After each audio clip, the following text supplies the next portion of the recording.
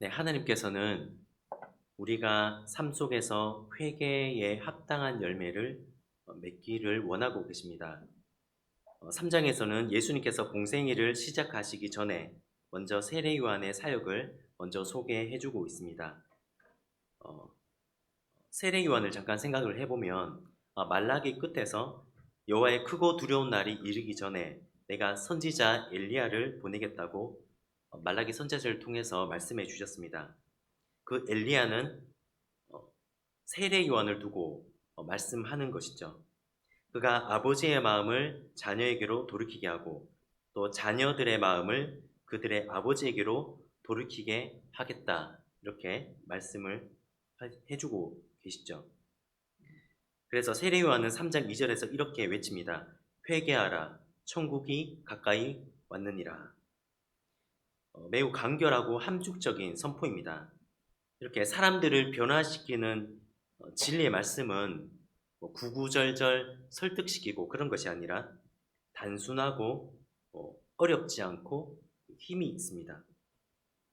하지만 진리이기 때문에 그 능력이 있는 것이죠. 여기서 회개는 헬라어로 메타노에오인데요. 메타는 다르다. 그리고 노에오는 생각하는 것을 말합니다. 그래서 회개는 원어적으로 보면 생각을 다르게 하는 것입니다. 생각을 고치는 것입니다. 우리가 천국에 가까워지려면 일단 회개를 해야 되지 않습니까? 하나님을 믿고 내 자신, 내가 죄인임을 깨닫고 회개를 해야 되는데 가장 먼저 첫 단추는 바로 원어에서 우리가 확인해 볼 수 있듯이 우리의 생각과 마음을 고치고 우리의 생각과 마음을 변화시키는 것입니다. 우리의 삶이 진정으로 변화되려면 구체적인 행동 이전에 먼저 우리가 이 진실의 거울인 하나님 말씀을 보면서 이 성경을 통해서 우리의 진짜 모습, 죄인된 우리의 진짜 모습, 계명을 보면서 내가 계명의 말씀을 지키지 않았구나, 그 잣대에서 벗어났구나 라는 것을 깨닫고 내가 죄인임을 말씀을 통해서 알고 일단 생각을 바꾸는 것입니다. 아, 내가 잘못됐구나. 내가 잘못 살았구나. 내가 고쳐야 되겠구나. 라고 먼저 삶이 변하기 전에 생각을 바꿔야 되는 것입니다. 그것이 바로 첫 단추가 되는 것이죠. 그리고 4절에 보면 세례 요한의 패션이 아주 독특합니다. 역시 광야 출신답게 마치 구약의 엘리야와 비슷합니다. 낙타 털옷을 입고 허리에 가죽띠를 띠고 그리고 메뚜기와 석청이를 먹었다는 것은 그 세례 요한이 굉장히 가난한 삶을 무소유의 삶을 살았다는 것이죠. 이렇게 광야 출신이었던 것입니다. 그리고 6절에 하지만 외형적으로는 그 세례 요한이 볼품이 없었죠. 거의 뭐 집시처럼 그런 삶을 살았지만 하나님께서 쓰시는 사람이기 때문에 그 메시지에는 하나님의 능력이 있었습니다. 그래서 6절에 보면 수많은 사람들이 회개하면서 세례 요한에게 나와서 세례를 받았던 것이죠. 그런데 그 구약의 엘리야를 보면 하나님은 여호와 그가 하나님이시다. 그 엘리야의 뜻이지 않습니까? 수많은 기적과 이사를 엘리야는 많이 베풀었습니다. 하지만 이스라엘 백성들은 그 결과를 보면 회개하지 않았습니다. 아무리 하나님께서 엘리야를 통해서 수많은 기적과 기사를 행하셔도 그리고 그 후에 후임자인 엘리사 10가지나 기적을 베푸시면서 여호와는 구원이시다. 이게 바로 엘리사의 뜻이거든요. 여호와는 구원이시다 하면서 10가지의 기적과 기사를 베푸셨음에도 불구하고 여호람 왕이라든지 이런 왕들이나 백성들은 하나님께 회개하지 않았습니다. 기적과 기사를 통해서는 회개하지 않았습니다. 하지만 놀라운 것은 여기 나오는 신약의 엘리야라고 할 수 있는 세례 요한을 보면 성경 어디에도 한 번도 기적과 기사를 행한 적이 없었습니다. 한 번도 그런 적이 없었지만 하나님의 놀라운 기적이 없었지만 그럼에도 불구하고 세례요한은 사람들로 하여금 회개시켰다는 것입니다. 놀라운 인물이 되는 것이죠. 그래서 세례요한은 7절에 이렇게 설교를 합니다.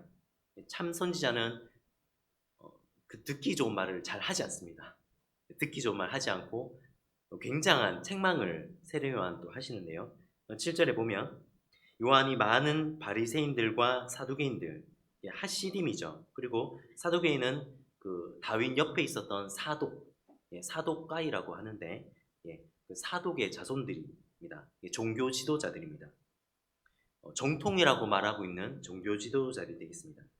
요한이 많은 바리새인들과 사두개인들이 세례 베푸는 대로 오는 것을 보고 이르되, 굉장히 세게 설교를 하는데요. 독사의 자식들아.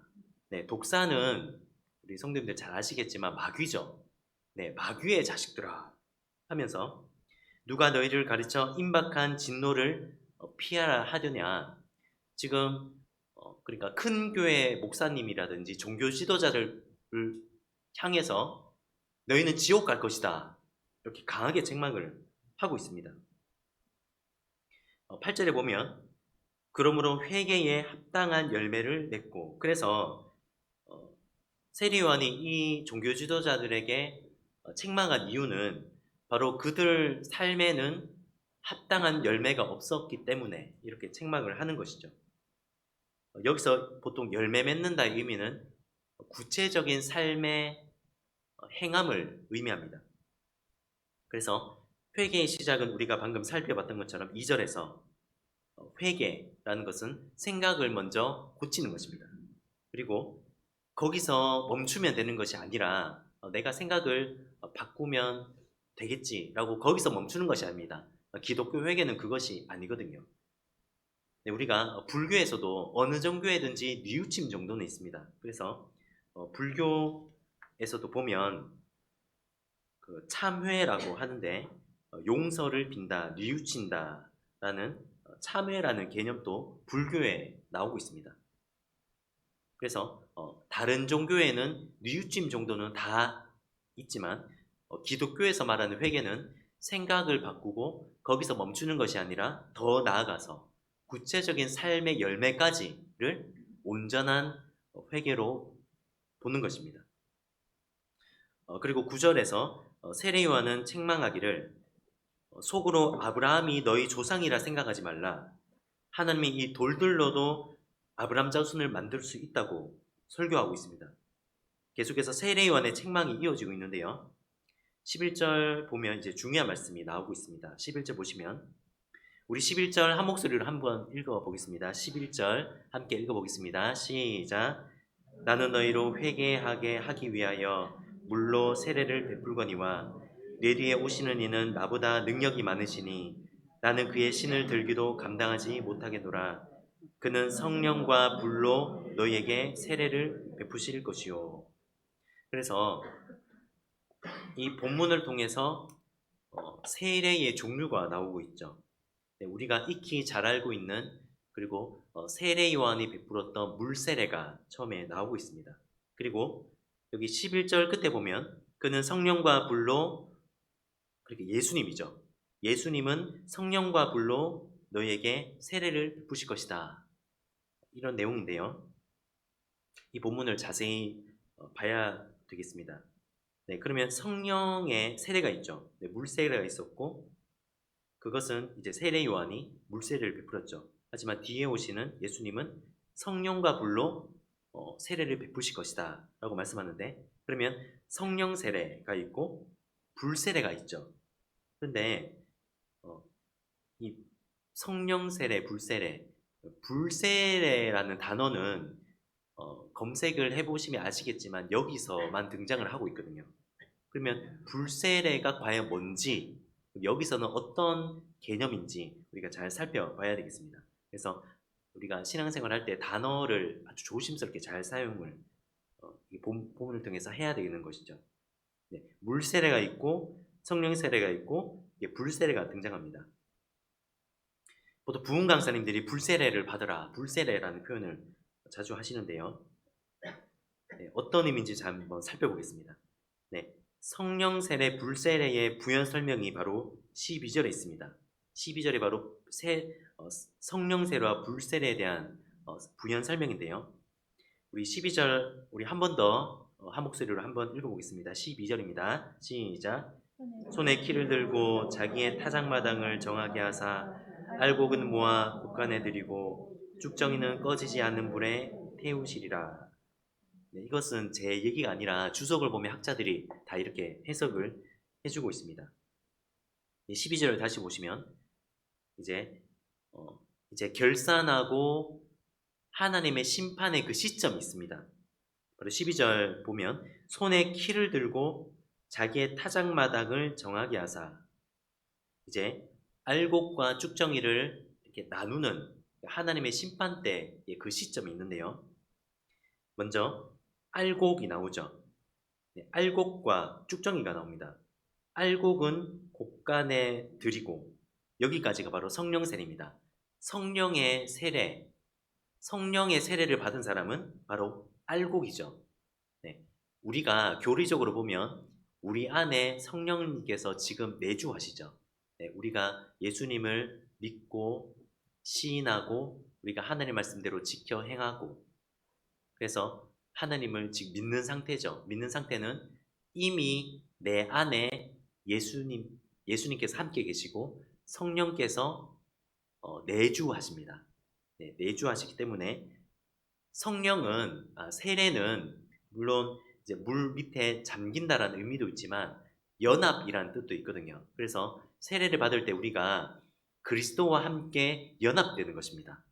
이제는 내가 죽고 예수님께서 살고 예수 그리스도와 연합되는 것을, 세례가 바로 그 의미거든요. 그래서 이제 내 안에 성령께서 내주하시기 때문에 성령 세례는 성령님과 나와 연합된 상태입니다. 그래서 내주하는 것이죠. 네, 이것이 바로 성령 세례입니다. 그러면 불세례는 뭘까요? 불세례는 그 뒤에 나오는 쭉정이부터 불세례가 되겠습니다. 네, 쭉정이는 12절 끝에 보시면 쭉정이는 꺼지지 않는 불. 꺼지지 않는 불이 어떤 불일까요? 네, 무서운 불이 되겠죠. 네, 그 꺼지지 않는 불에 태우시리라. 여기가 바로 불세례입니다. 그래서 우리가 그 단어를 사용할 때 내가 말하는 게 과연 잘 말하고 있는지 확인을 해봐야 되는데, 성경에서 말씀하고 있는 불세례는 아주 조금 무서운 의미로 불세례가 되는 것이죠. 그래서 함부로 사용해서는 안 되는 단어이겠습니다. 그래서 오늘날 교회 안에 기독교인들, 성도님들을 보면 분명히 예배도 드리고 당시의 종교 지도자들처럼 종교 의식을 다 하고 있습니다. 하지만 어떤 분들을 보면 교회 밖을 나가서 전혀 기독교인 티를 안 내고 그런 세상 사람들과 똑같은 삶을 사는 분들을 종종 보게 됩니다. 대부분의 분들이 하나님 말씀을 지키고 노력하지만 아직 어떤 분들을 보면 저분이 정말 기독교인 맞나, 그런 분들이 어쩌다 한 번씩 저도 신앙생활을 하다 보면 계시더라고요. 네, 하나님은 거룩하라고 하셨습니다. 레위기에 보면 레위기 주제가 거룩하라인데, 거룩은 구별이거든요. 세상 사람들과 삶이 구별되는, 뭔가 좀 다르게 사는 것이 바로 구별인데, 예수님 하나님은 우리에게 구별된 삶, 거룩한 삶을 원하고 계십니다. 그렇게 말씀하셨지만 하나님께서 그것을 요구하시지만 전혀 구별되지 않고 구분되지 않고 세상 사람들과 전혀 차이가 나지 않게 되는 그런 삶을 종종 보게 됩니다. 하지만 중생의 경험이 있다면 심령의 변화를 받아서 삶의 변화가 따라올 수밖에 없는 것이죠. 그래서 야고보는 참 믿음을 말씀하실 때 야고보는 행함이 없는 믿음을 죽은 믿음이다 라고 정의를 해주고 계십니다. 행함이 있는 믿음이 참 믿음이다. 그래서 이렇게 세례 요한도 말씀을 하셨고 이렇게 야고보도 말씀해주고 계신 것처럼 구체적인 삶의 실천이 반드시 동반되어야 한다는 것입니다. 그리고 이곳 본문에서도 구체적인 삶에 합당한 열매가 있느냐 없느냐에 따라서 그 결과가 확연히 다른 것임을 성경은 우리에게 보여주고 있습니다. 우리가 그러면 어떻게 삶을 살아야 하는지, 이렇게 성경에서는 분명히 하나님의 말씀을 지켜서 살아야 한다라고 말씀하시지만, 그러면 구체적으로 어떻게 살아야 되는지 모르지 않습니까? 그런 말씀이 다 계명의 말씀에 있는 것이죠. 그래서 물론 제사법은 예수 그리스도의 피로 다 폐한 법입니다. 제사법과 의식법 정도는 예수님의 피로 다 폐한 법이죠. 하지만 우리가 성경책 앞에 늘 이제 앞부분을 가죽을 벗겨 보면 십계명이 있잖아요. 이 십계명이 율법의 핵심이거든요. 이 율법이라고 하면 이제 이스라엘 백성들이 출애굽하고 나서 시내산에서 그 시내산 언약을 맺습니다. 그래서 율법이라고 누가 물어보면 그 시내산 언약 플러스 십계명, 그리고 15일 빠지는 1년 정도 성막을 짓습니다. 성막을 짓고 나서 레위기 1장 1절에 보면 회막에서 모세를 부르시죠. 그러면서 주신 말씀이 레위기의 말씀인데, 그러니까 율법이라고 하면 시내산 언약 플러스 십계명이고, 그리고 회막에서 말씀하신 레위기, 이것이 바로 율법이거든요. 그래서 십계명이 율법의 핵심입니다. 그래서 하나님 말씀을 지킬 때 기본적으로 십계명에 따라서 우리가 십계명을 잘 지키면서 살아야 되는 것이죠. 그래서 우리는 하나님 말씀을 읽고 듣고 배우면서 이 계명의 말씀을 우리 삶 속에서 구체적인 삶으로 실천하면서 열매를 맺어야 하겠습니다.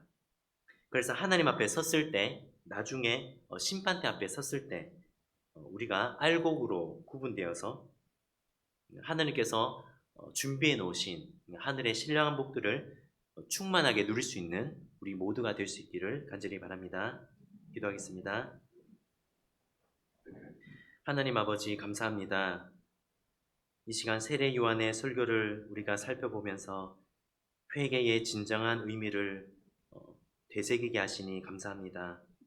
우리가 하나님 말씀을 듣고 배울 때 반드시 이것을 지켜 행하여서 열매를 맺을 수 있도록 도와주시옵소서. 그리하여 하나님께서 허락하시는 하늘의 신령한 복들을 우리가 이 땅에 살 동안에 충만하게 누리고, 하나님께서 주시는 그 기쁨과 행복을 누리면서 하나님과 동행하는 삶을 살아가는 하나님의 거룩한 백성들 다 될 수 있도록 하나님 인도하여 주시옵소서. 감사드리며 예수님 이름으로 기도드립니다. 아멘.